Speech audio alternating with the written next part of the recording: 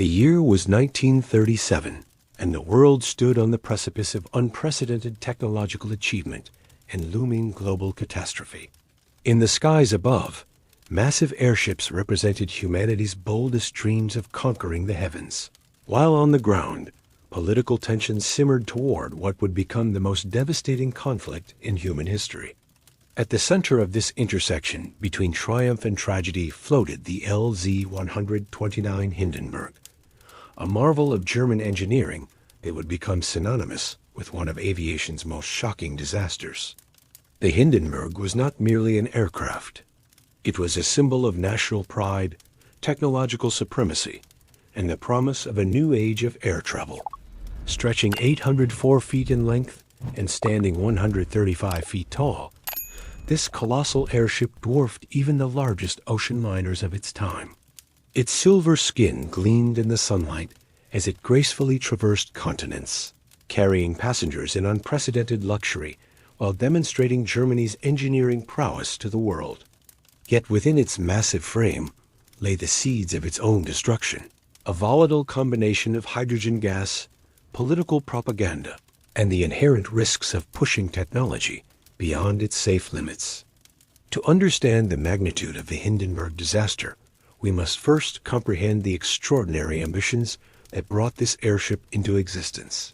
The story begins not in 1937, but decades earlier, with the pioneering work of Count Ferdinand von Zeppelin and the gradual development of rigid airship technology.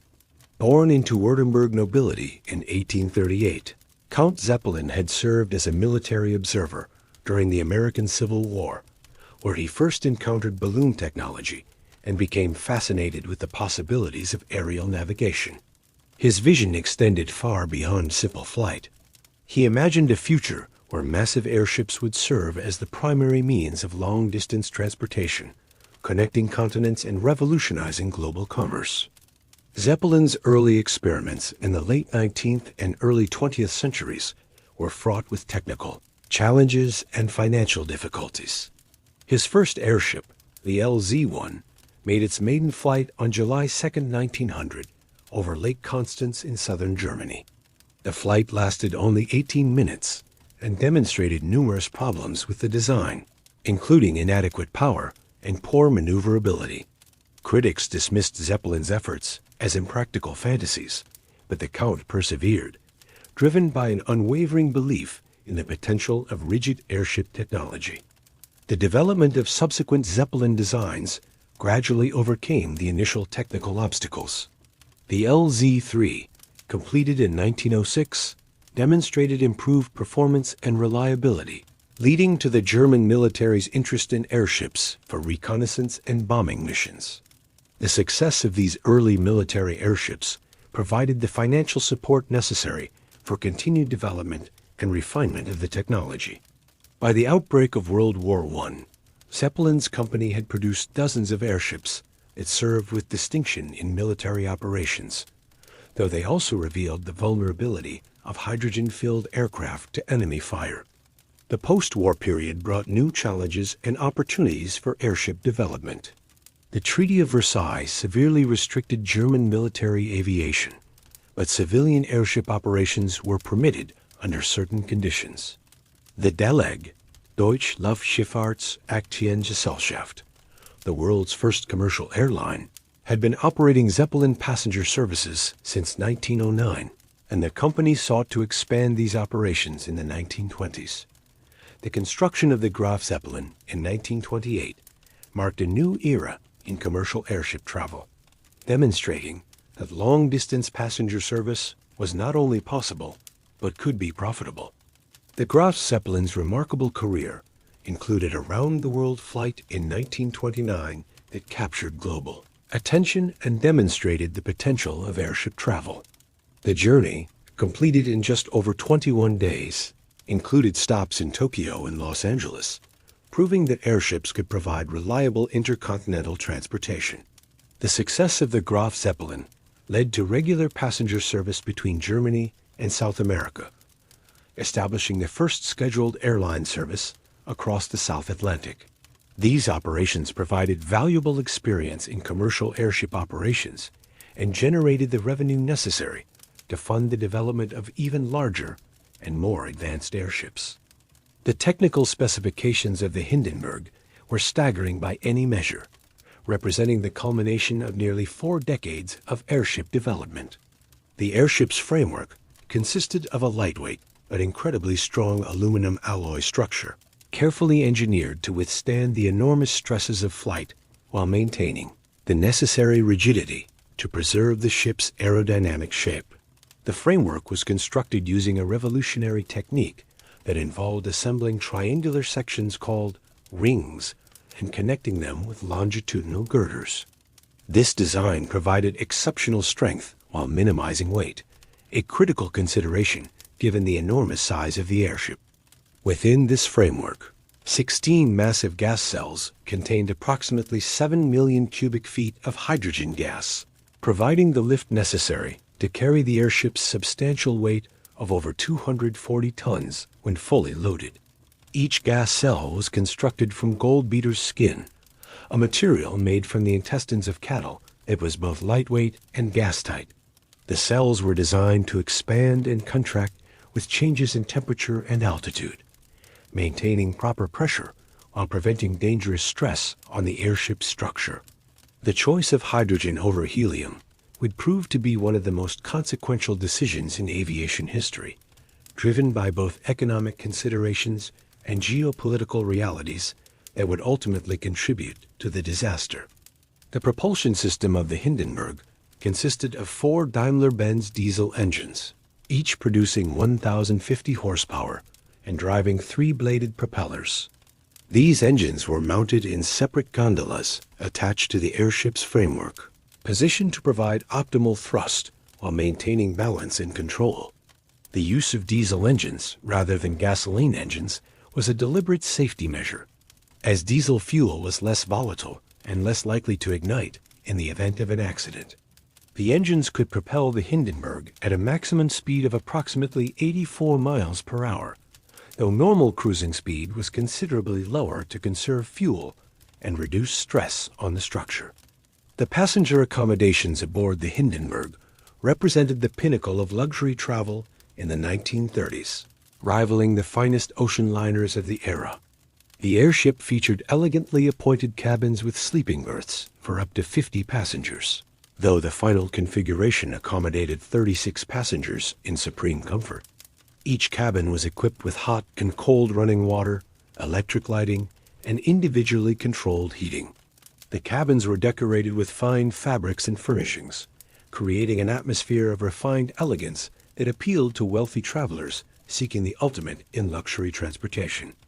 The public areas of the Hindenburg were equally impressive, featuring a spacious dining room that could accommodate all passengers simultaneously for formal meals. The dining room was decorated with murals depicting the history of aviation and featured large windows that provided spectacular views of the landscape below. Adjacent to the dining room was an elegant lounge area with comfortable seating and panoramic windows where passengers could relax, socialize, and enjoy the unique experience of silent, smooth flight high above the Earth's surface. The lounge also featured a lightweight aluminum piano, specially constructed to minimize weight while providing entertainment for passengers. Perhaps most remarkably, the Hindenburg included a smoking room, a seemingly impossible amenity given the presence of millions of cubic feet of flammable hydrogen gas throughout the airship. The smoking room was equipped with special safety measures to prevent ignition of the hydrogen, including pressurization with inert gas and the use of electric lighters instead of matches or other open flames. The room was sealed from the rest of the airship and maintained at a slightly higher pressure than the surrounding areas to prevent any hydrogen from entering. Despite these precautions, the very existence of a smoking room aboard a hydrogen-filled airship demonstrated the confidence that designers and operators had in their safety systems.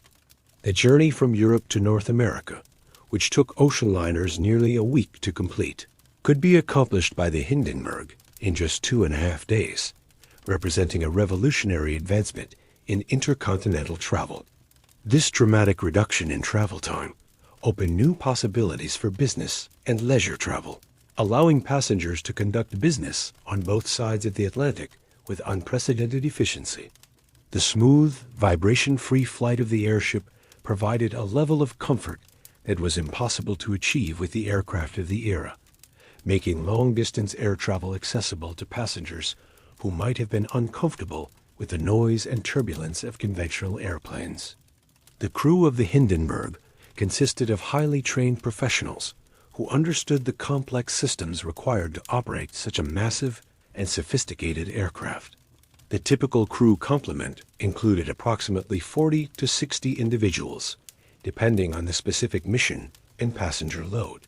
Captain Max Prussian, who would be at the helm during the fatal flight, was an experienced airship commander with years of experience navigating the challenges of rigid airship operations.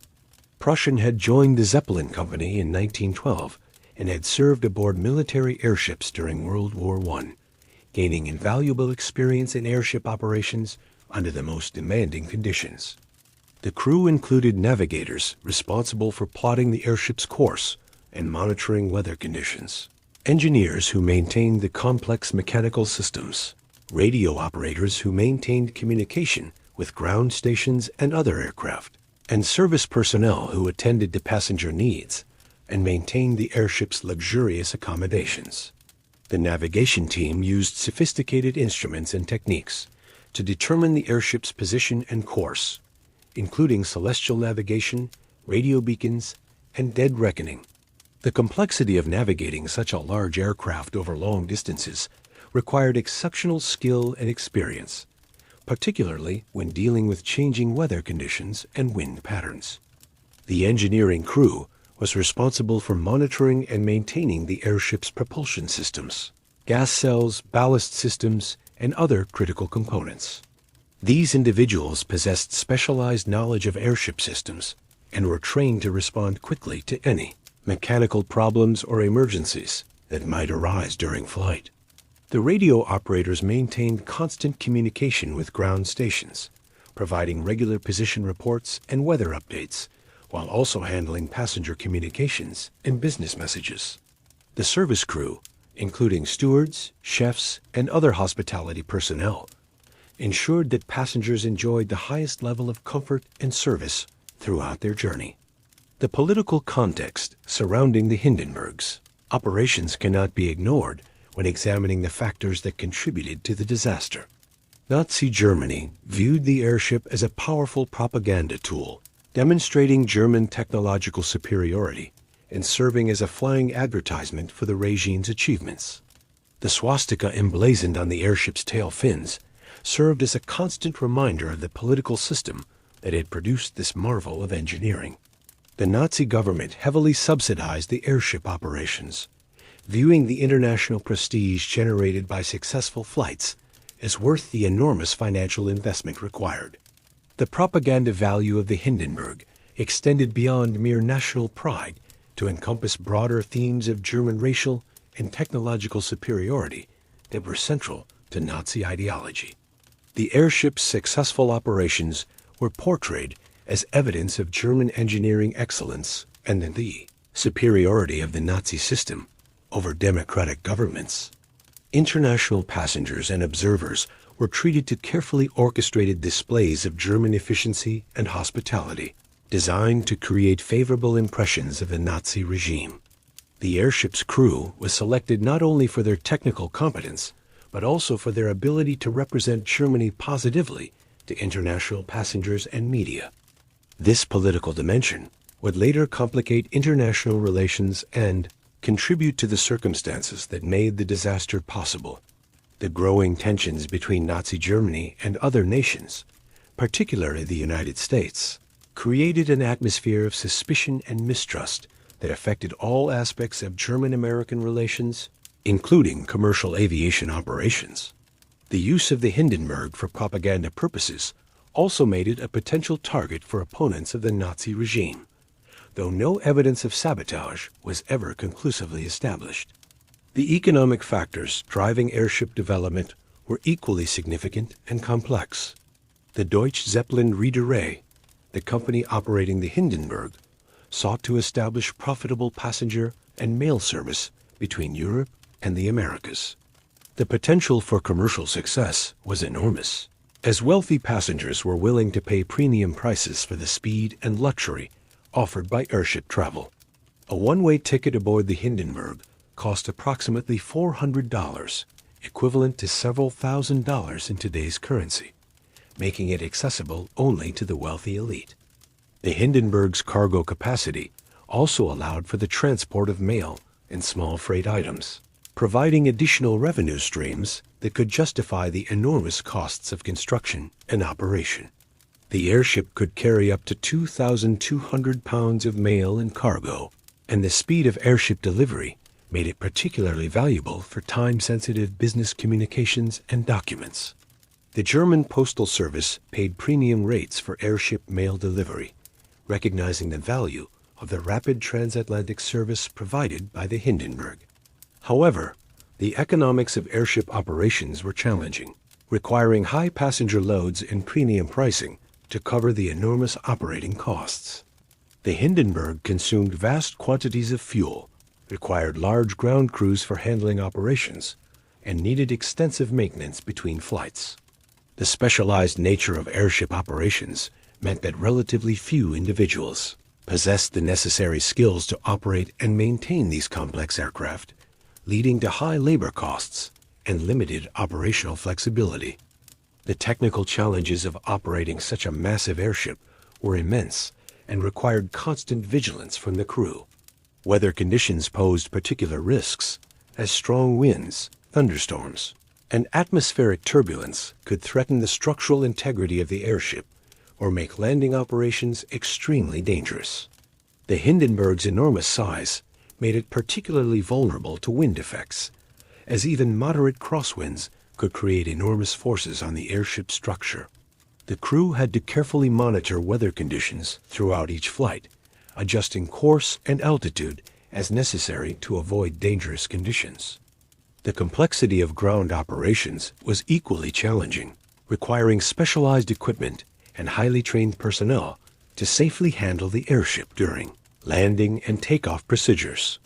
The Hindenburg was typically moored to a tall mast that allowed the airship to weather vane into the wind, reducing stress on the structure and ground handling equipment. However, the approach to the mooring mast required precise control and coordination between the flight crew and ground personnel, as any miscalculation could result in damage to the airship or injury to personnel. The ballast system of the Hindenburg was crucial for maintaining proper trim and altitude control throughout the flight. The airship carried water ballast that could be released as fuel was consumed, maintaining the proper balance between lift and weight. The crew had to carefully calculate ballast requirements for each flight, taking into account passenger and cargo loads, fuel consumption, and expected weather conditions.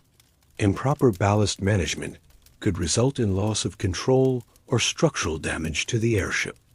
The hydrogen gas that provided the Hindenburg's lift was both its greatest asset and its most dangerous liability. Hydrogen is the lightest element in the universe, making it highly effective for providing lift, but it is also extremely flammable and burns with an almost invisible flame. The gas cells within the Hindenburg contained millions of cubic feet of this volatile substance, creating an enormous potential for disaster if ignition occurred.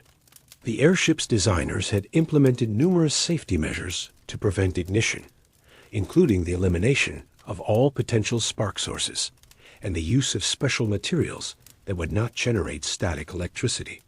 The properties of hydrogen gas presented unique challenges for airship operations. Hydrogen is highly permeable, meaning that it gradually leaks through even the best gas cell materials, requiring regular replenishment to maintain lift. The gas also expands and contracts significantly with temperature changes, requiring careful management of gas pressure to prevent damage to the gas cells or loss of structural integrity.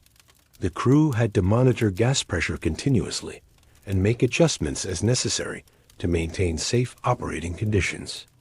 The flammability of hydrogen was well understood by airship designers and operators, who had developed extensive safety protocols to minimize the risk of ignition.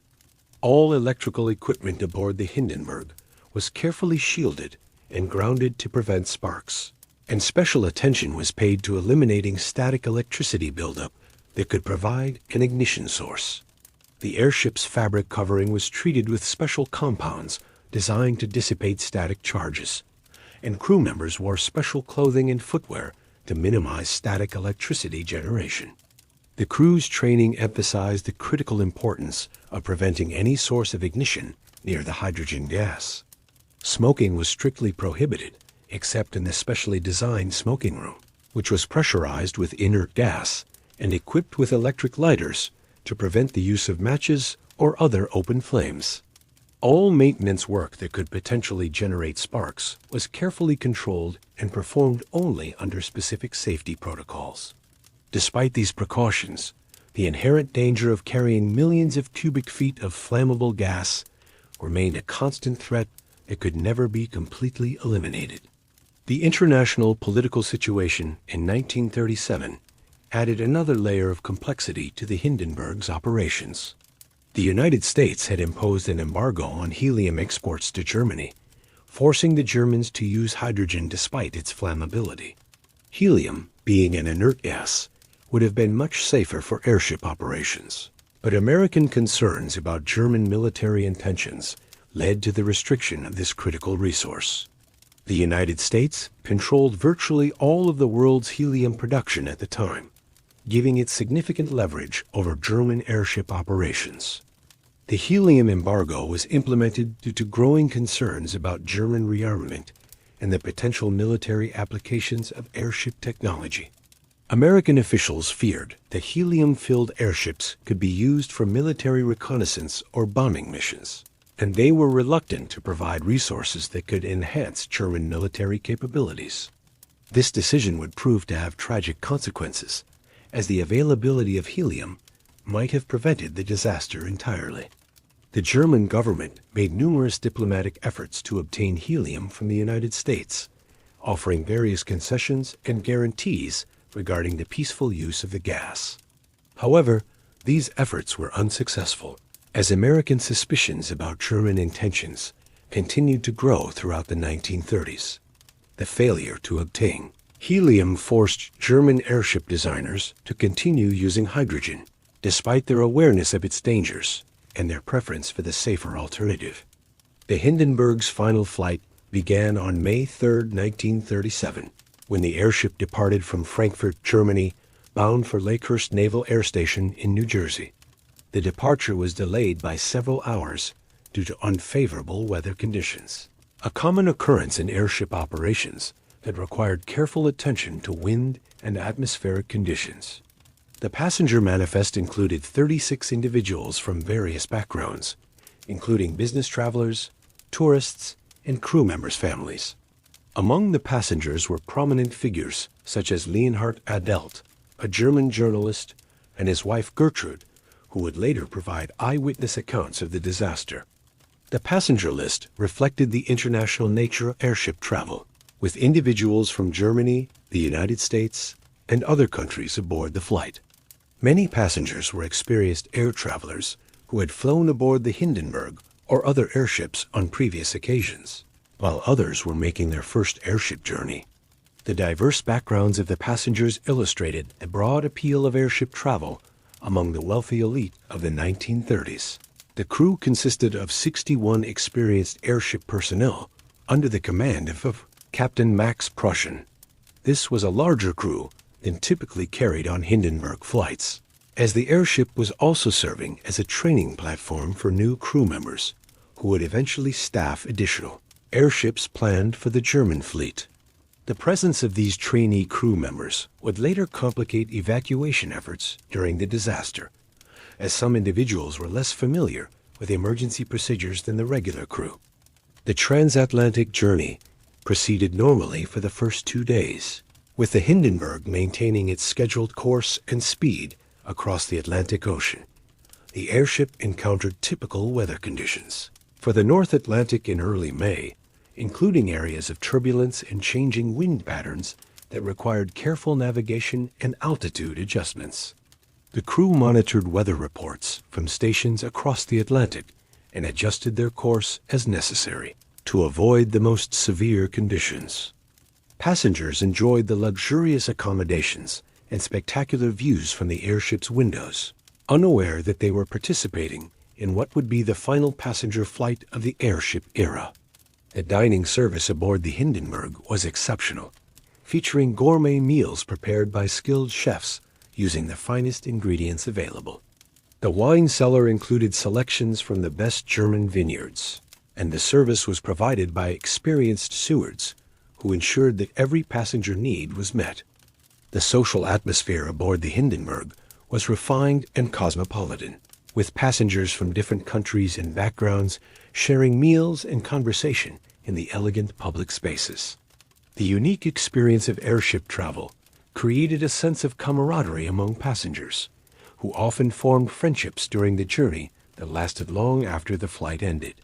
The smooth, quiet flight of the airship allowed for comfortable conversation and relaxation, creating an atmosphere more similar to a luxury hotel than a conventional aircraft. As the Hindenburg approached the American coast, weather conditions began to deteriorate.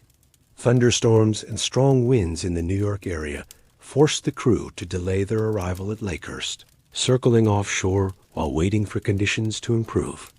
This delay would prove to be crucial, as it meant the airship would attempt to land during the late afternoon when atmospheric conditions were less stable and the risk of static electricity buildup was higher. The decision to delay the landing was made in accordance with established safety procedures that prioritized passenger and crew safety over schedule adherence. Captain Prussian and his crew carefully monitored weather reports and consulted with ground personnel at Lakehurst to determine the optimal time for landing.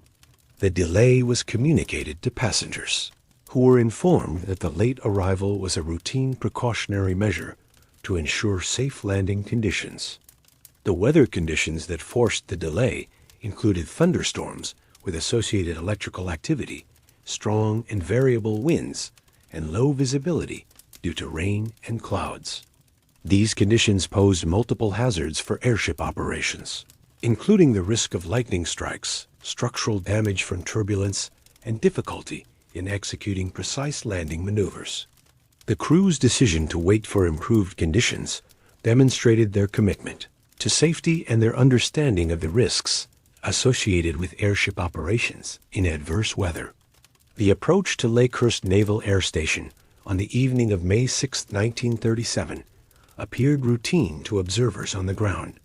The massive airship descended slowly toward the mooring mast, its silver hull reflecting the late afternoon sunlight. The approach was conducted according to standard procedures, with the airship reducing speed and altitude gradually, while the crew prepared for the complex mooring operation. Ground crews prepared to receive the airship, positioning themselves to grab the landing ropes and guide the Hindenburg to its mooring position. The ground crew at Lakehurst consisted of both military personnel and civilian workers who had extensive experience in airship handling operations. These individuals had participated in numerous Hindenburg landings and were familiar with the procedures required to safely moor the massive airship. The ground crew was organized into specific teams responsible for different aspects of the landing operation, including rope handling, mooring mast operations, and passenger disembarkation. Radio announcer Herbert Morrison was present to provide live coverage of the landing for WLS Radio in Chicago, his equipment set up to capture what was expected to be a routine arrival. Morrison had covered previous Hindenburg landings and was familiar with the procedures involved in airship operations. His presence at Lakehurst was part of a broader media interest in the Hindenburg's operations, as the airship continued to generate public fascination and news coverage. The atmospheric conditions at Lakehurst on the evening of May 6th were characterized by high humidity, variable winds, and the lingering effects of the thunderstorm activity that had delayed the landing. These conditions created an environment conducive to static electricity buildup, though this was not fully understood at the time. The combination of atmospheric electrical activity and the airship's movement through the air may have contributed to the accumulation of electrical charge on the airship's structure. The first indication that something was wrong came at approximately 7:25 p.m. local time, when observers noticed a small flame near the rear of the airship. The exact location and cause of this initial ignition remain subjects of debate among investigators and historians, but eyewitness accounts consistently describe a small flame or glow appearing near the airship's tail section.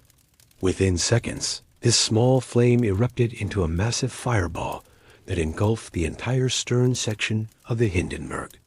The hydrogen gas ignited with explosive force, creating a towering column of flame that rose hundreds of feet into the air. The combustion of hydrogen produces an extremely hot flame that burns at temperatures exceeding 2,000 degrees Celsius, hot enough to melt the aluminum framework of the airship almost instantly.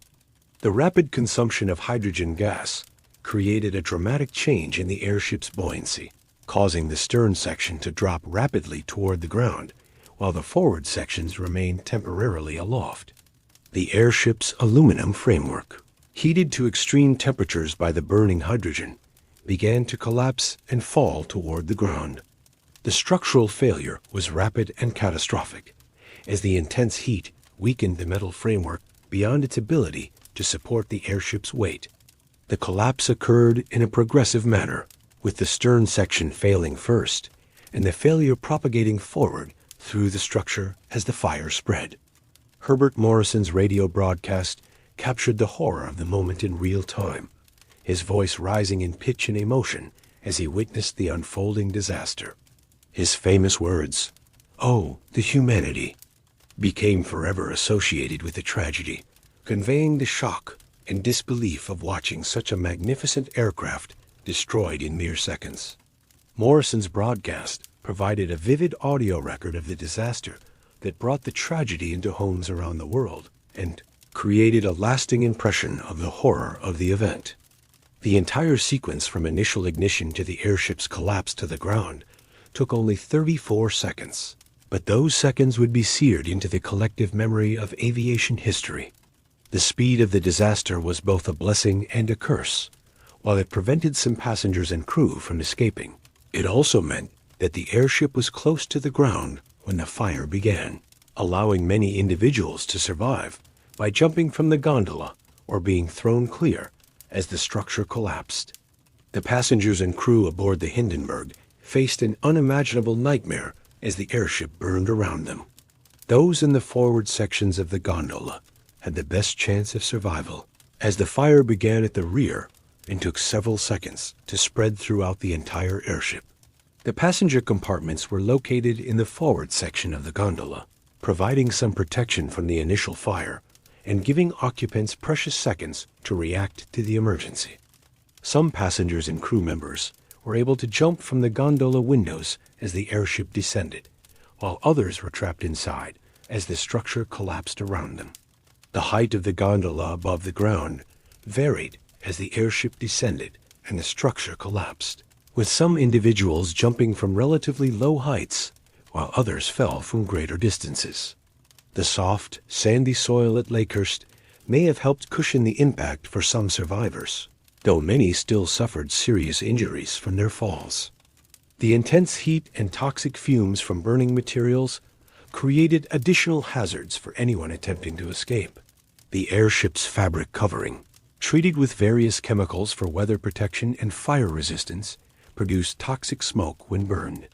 The aluminum framework, heated to extreme temperatures, created additional hazards for anyone who came into contact with the hot metal. The combination of fire, smoke, and collapsing structure created a chaotic and extremely dangerous environment for passengers and crew. Captain Max Prussian demonstrated remarkable courage and leadership during the disaster, remaining at his post to ensure that all possible measures were taken to save lives. Despite suffering severe burns himself, he continued to issue orders and coordinate evacuation efforts until the very last moment. Prussian was found unconscious near the wreckage, with severe burns covering much of his body, but he survived the disaster and eventually recovered from his injuries. His actions, along with those of other crew members who risked their lives to help passengers escape, exemplified the highest traditions of maritime and aviation service.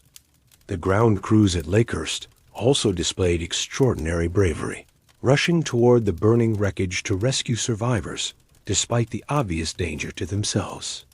Many of these men suffered burns and injuries while pulling people from the flames, their quick actions undoubtedly saving lives that might otherwise have been lost. The coordination between military personnel, civilian workers, and emergency responders demonstrated the best of human nature in the face of catastrophe. The rescue efforts were hampered by the intense heat and the continuing danger of explosion from remaining hydrogen gas and fuel. The ground crews had to work quickly to extract survivors while avoiding the worst of the fire and the risk of further explosions. The soft ground at Lakehurst, while helpful in cushioning falls, also made it difficult for rescue vehicles to approach the wreckage quickly.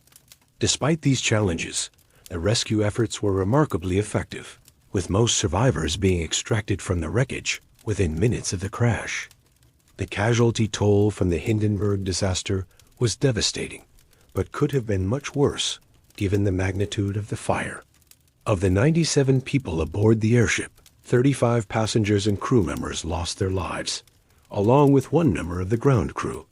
The survival of 62 people from such a catastrophic fire was considered remarkable by investigators, attributed to the relatively low altitude at which the disaster occurred and the quick response of rescue personnel.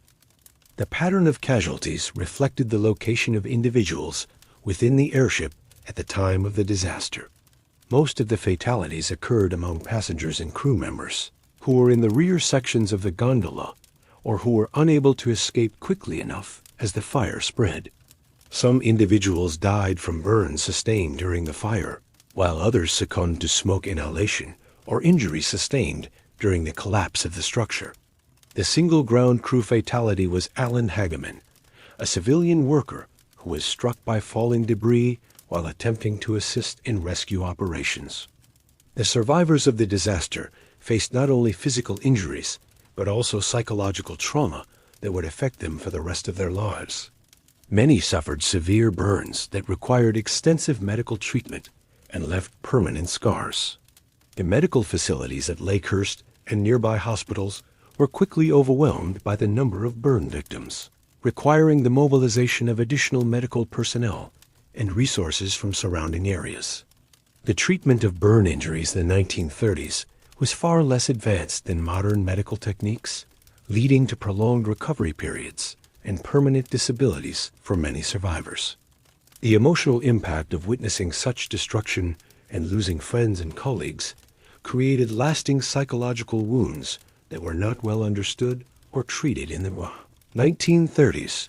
Post-traumatic stress disorder was not recognized as a medical condition at the time, and survivors often struggled with nightmares, anxiety, and depression without adequate support or treatment. Some survivors never flew again, while others became advocates for improved aviation safety, using their experiences to promote better safety standards and procedures. The immediate aftermath of the disaster saw a massive investigation effort involving multiple agencies and organizations. The U.S. Department of Commerce, the German government, and various aviation authorities launched separate inquiries to determine the cause of the fire and prevent similar disasters in the future. The investigation was complicated by the complete destruction of much of the physical evidence, requiring investigators to rely heavily on eyewitness testimony, photographic evidence, and analysis of the wreckage that remained after the fire. The investigation team included experts in airship design, materials science, electrical engineering, and fire dynamics. These specialists worked to reconstruct the sequence of events that led to the disaster, analyzing every available piece of evidence to understand how the fire started and why it spread so rapidly. The international nature of the investigation required careful coordination between German and American authorities, despite the growing political tensions between the two countries. The investigation revealed several potential ignition sources, but the exact cause of the fire remained a subject of debate among experts. The most widely accepted theory suggested that static electricity buildup during the landing approach created a spark that ignited leaking hydrogen gas. The atmospheric conditions on the day of the disaster, including high humidity and electrical activity from nearby thunderstorms, may have contributed to the accumulation of static charge on the airship's fabric covering. The static electricity theory was supported by several pieces of evidence, including witness reports of St. Elmo's fire, a visible electrical discharge on the airship's structure shortly before the ignition, and the known tendency of large aircraft to accumulate static charge during flight. The grounding of the airship through the landing ropes may have created a discharge path that resulted in a spark capable of igniting hydrogen gas. However, the exact mechanism by which this spark occurred and reached the hydrogen gas remained unclear. Some investigators proposed alternative theories, including the possibility of sabotage by opponents of the Nazi regime. The political tensions of the era and the Hindenburg's role as a propaganda tool for Nazi Germany led to speculation that the disaster might have been deliberately caused. Several theories suggested that a bomb or incendiary device might have been placed aboard the airship, either by a passenger, crew member, or ground worker with access to the aircraft. The sabotage theories were investigated thoroughly, but no conclusive evidence was ever found to support them. The rapid destruction of the airship made it difficult to identify any physical evidence of explosive devices or incendiary materials.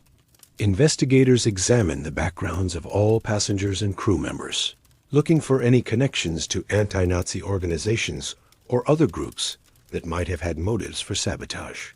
While some individuals had expressed opposition to the Nazi regime, no evidence was found linking any of them to the disaster. The technical analysis of the disaster revealed several design and operational factors that contributed to the severity of the fire. The use of hydrogen gas, while necessary due to the helium embargo, created an inherently dangerous situation that could not be completely eliminated through safety measures. The large volume of hydrogen gas contained within the airship meant that once ignition occurred, the fire would spread rapidly throughout the entire structure, making escape difficult and rescue operations extremely dangerous. The airship's fabric covering, treated with a mixture of iron oxide and aluminum powder to provide weather protection and reduce gas permeability, may have actually contributed to the rapid spread of the fire. When ignited, this mixture created a thermite-like reaction that burned at extremely high temperatures and was difficult to extinguish. The combination of burning hydrogen gas and the thermite reaction created an inferno that consumed the entire airship in less than a minute. The investigation also examined the crew's actions during the approach and landing, looking for any procedural errors that might have contributed to the disaster.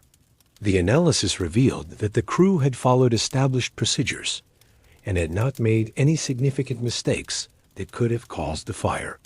The decision to delay the landing due to weather conditions was deemed appropriate and necessary for safety, although it may have inadvertently contributed to the atmospheric conditions that led to static electricity buildup. The landing approach itself was conducted according to standard procedures, with the airship reducing speed and altitude gradually while preparing for the mooring operation. The crew had successfully completed this same procedure dozens of times in previous flights, and there was no indication that anything unusual occurred during the approach that might have contributed to the disaster. The investigation concluded that the crew's actions were professional and appropriate throughout the flight and landing approach. The media coverage of the Hindenburg disaster was unprecedented in its scope and impact, marking a turning point in the relationship between mass media and public perception of technological disasters. Herbert Morrison's radio broadcast was replayed countless times on radio stations around the world, bringing the horror of the disaster into homes and creating a shared experience of tragedy that transcended national boundaries. The emotional impact of Morrison's commentary, combined with the dramatic nature of the disaster, created a powerful narrative that shaped public understanding of the event. Newsreel footage and photographs of the burning airship appeared in newspapers and movie theaters within hours of the disaster, creating a visual record of the tragedy that shocked audiences worldwide. The dramatic images of the massive airship engulfed in flames became iconic symbols of technological disaster, reproduced countless times in books, magazines, and documentaries. The visual impact of these images was enhanced by the sheer scale of the disaster. The enormous size of the airship made the fire appear even more spectacular and devastating. The speed with which news of the disaster spread around the world demonstrated the power of modern communications technology in the 1930s. Radio broadcasts, telegraph messages, and telephone calls carried news of the tragedy to every corner of the globe within hours of its occurrence. Newspapers published special editions with dramatic headlines and photographs, while radio stations interrupted regular programming to provide updates on the disaster and its aftermath. The psychological impact of the disaster extended far beyond the immediate victims and their families. The Hindenburg had represented the pinnacle of technological achievement and the promise of a new age of air travel. Its destruction in such a spectacular and public manner shattered public confidence in airship technology and raised serious questions about the safety of hydrogen-filled aircraft.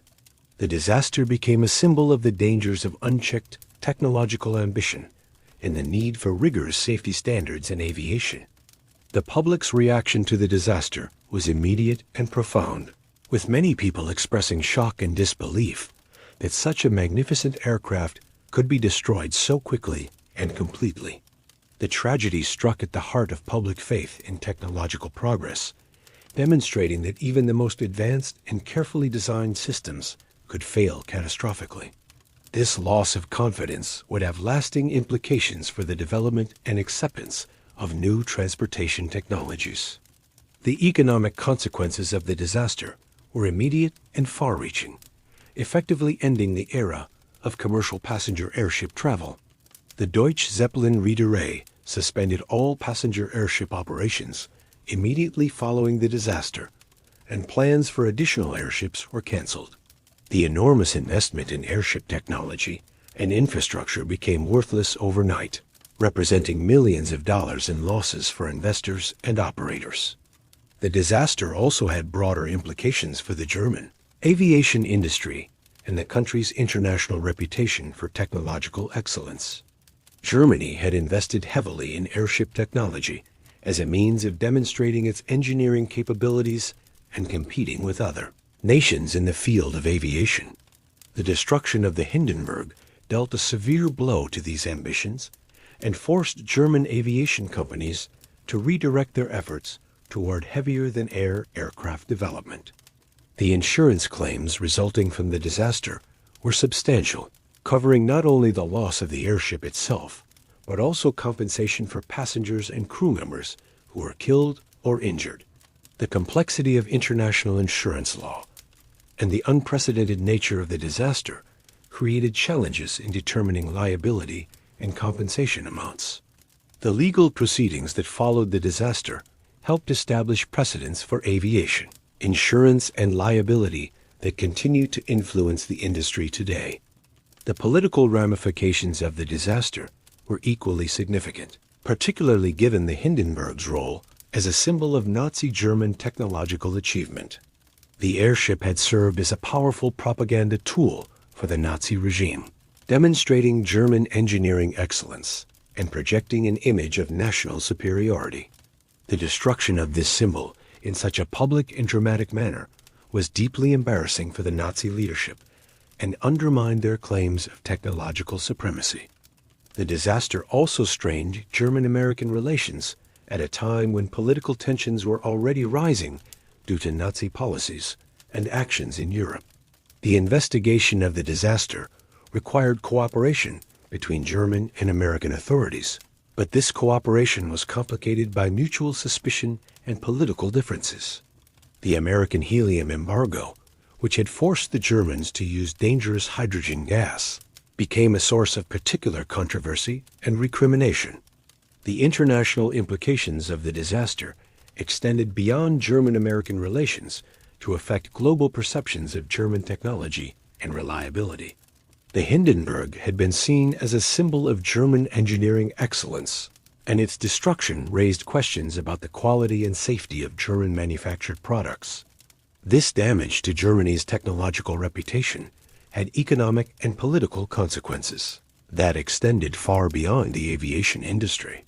The scientific and engineering communities responded to the disaster by conducting extensive research into the causes and potential prevention measures. Studies of hydrogen combustion, static electricity generation, and airship design led to improved understanding of the risks associated with lighter-than-air flight. This research revealed important insights into the behavior of hydrogen gas under various conditions and the factors that could lead to ignition. The investigation of static electricity generation and discharge provided valuable knowledge that was later applied to other areas of aviation and industrial safety. The understanding of how large structures could accumulate electrical charge and the conditions that could lead to dangerous discharges influenced the design of aircraft, buildings, and industrial facilities. This knowledge helped prevent similar disasters in other applications where static electricity posed a risk. The study of fire dynamics and the rapid spread of flames through the Hindenburg provided insights into combustion science that were applied to building design and fire safety engineering.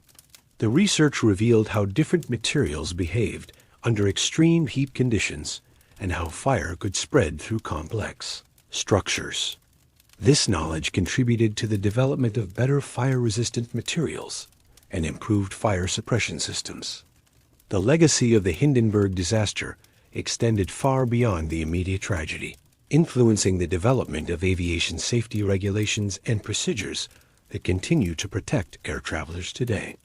The disaster demonstrated the critical importance of comprehensive safety testing, redundant safety systems, and thorough risk assessment in aviation design. These lessons were incorporated into the development of heavier-than-air aircraft, contributing to the remarkable safety record of modern commercial aviation. The regulatory response to the disaster included the establishment of more stringent safety standards for aircraft design and operation. Aviation authorities around the world implemented new requirements for safety testing, crew training, and emergency procedures based on the lessons learned from the Hindenburg disaster. These regulations helped establish the foundation for modern aviation safety oversight and continue to evolve as new technologies and risks emerge. The disaster also influenced the development of international aviation safety organizations and standards. The recognition that aviation accidents could have international implications led to increased cooperation between national aviation authorities and the establishment of international safety standards.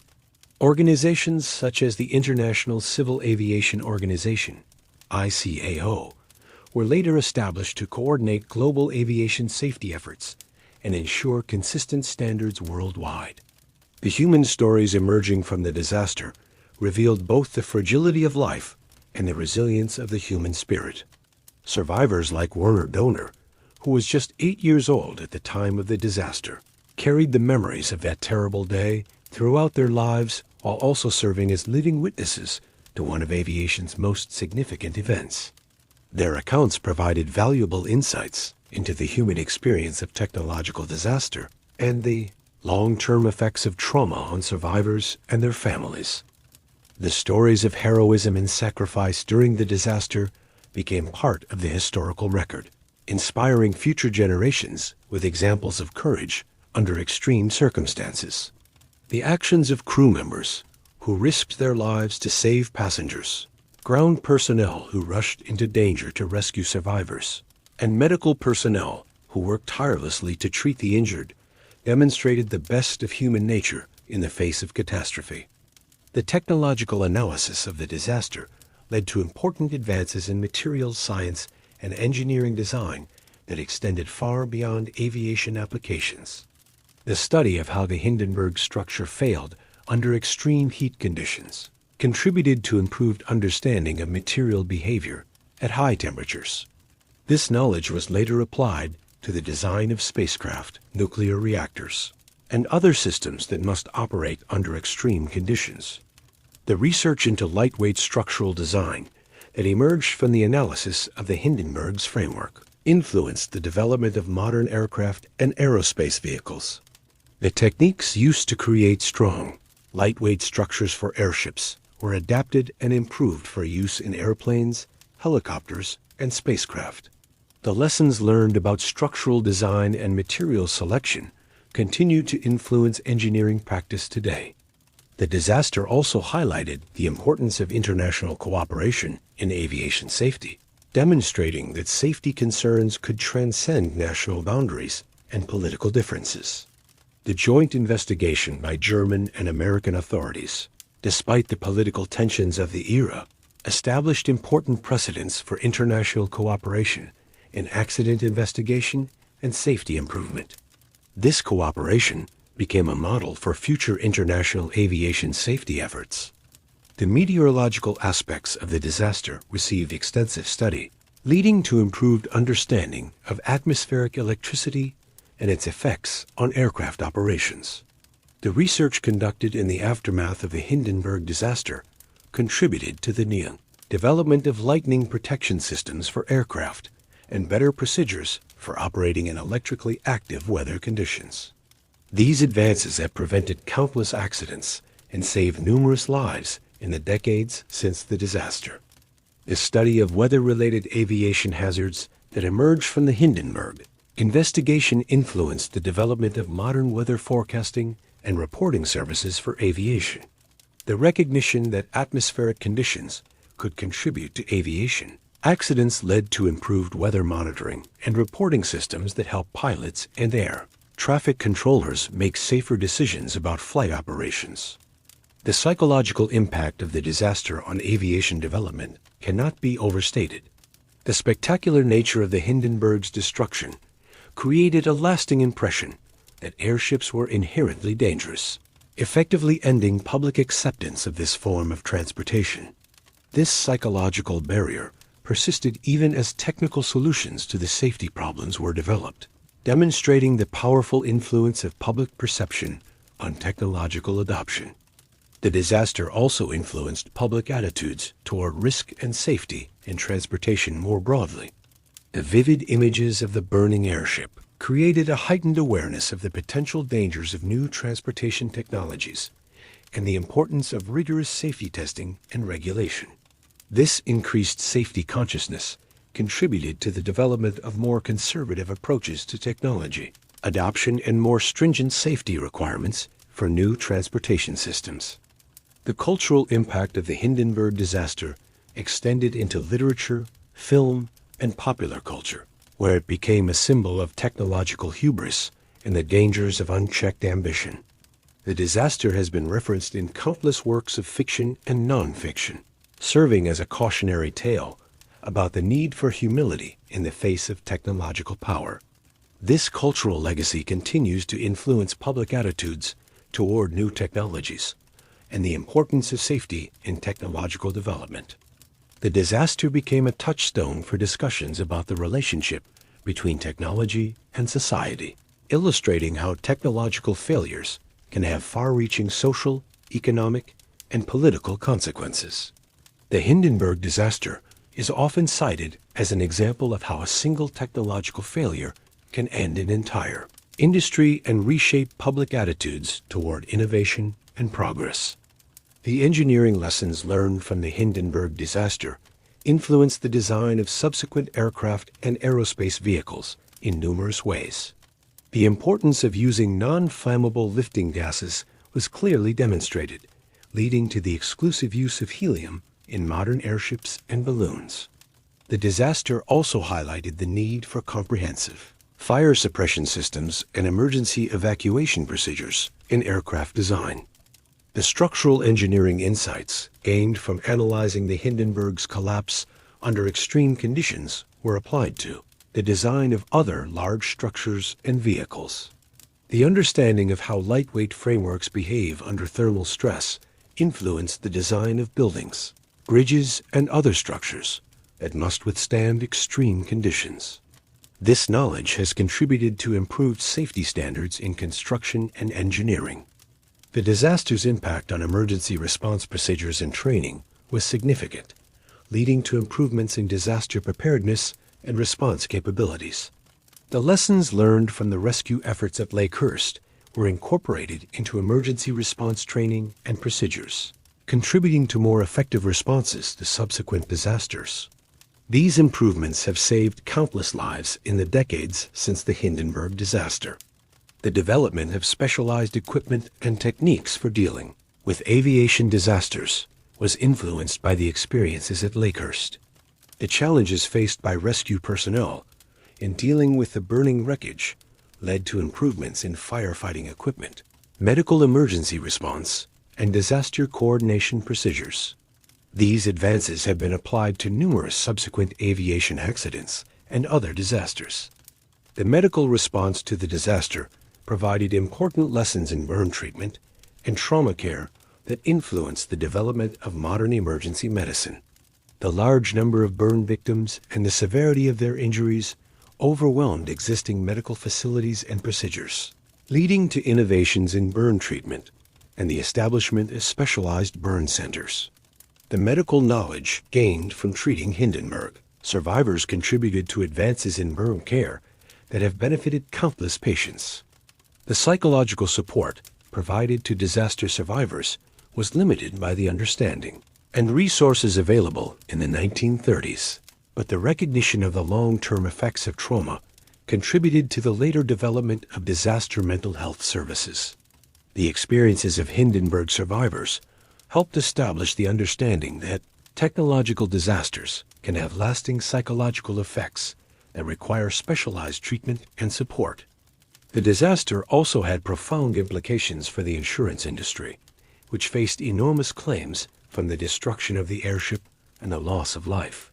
The Hindenburg disaster led to changes in aviation, insurance practices, and the development of new risk assessment methods for emerging technologies. These changes helped establish the modern aviation insurance industry and its role in promoting safety through economic incentives. The legal precedents established by the litigation following the Hindenburg disaster influenced the development of international aviation law and liability standards. The complex questions of jurisdiction, liability, and compensation that arose from the disaster helped establish legal frameworks that continue to govern international aviation accidents today. These legal developments have provided important protections for passengers and clarity for operators in the event of accidents. The environmental impact of the disaster, while not fully understood at the time, provided early insights into the effects of large-scale fires on air quality and environmental health. The toxic fumes released by the burning airship and its materials created localized air pollution that affected rescue workers and nearby residents. This experience contributed to later understanding of the environmental consequences of industrial accidents and the need for environmental protection measures in disaster response. The disaster's influence on public policy extended to government regulation of aviation and transportation safety more broadly. The tragedy demonstrated the need for comprehensive safety oversight and the establishment of regulatory agencies with the authority to enforce safety standards. This recognition led to the strengthening of aviation regulatory bodies and the development of more rigorous safety certification processes. The international cooperation that emerged from the disaster investigation set important precedents for future aviation safety efforts. Despite the political tensions of the era, German and American investigators worked together to understand the causes of the disaster and develop recommendations for preventing similar accidents. This cooperation demonstrated that safety concerns could transcend national boundaries and political differences, establishing a model for international aviation safety cooperation. The technological competition between nations that characterized the 1930s was profoundly affected by the Hindenburg disaster. Germany's loss of its most visible technological achievement damaged the country's reputation for engineering excellence and shifted international attention to other forms of aviation technology. This shift contributed to the acceleration of heavier-than-air aircraft development and the eventual dominance of airplanes over airships in commercial aviation. The disaster also revealed the importance of public communication during emergencies and the role of media in shaping public perception of technological events.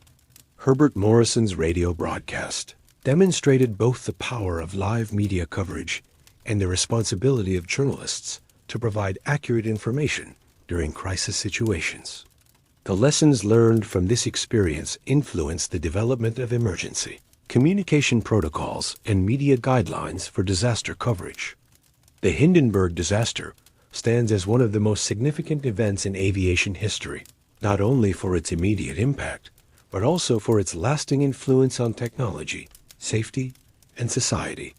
The tragedy marked the end of the airship era and accelerated the development of modern aviation, while also providing crucial lessons about the importance of safety in technological development. The disaster's legacy continues to influence how we approach new technologies and the critical importance of learning from past failures to prevent future tragedies.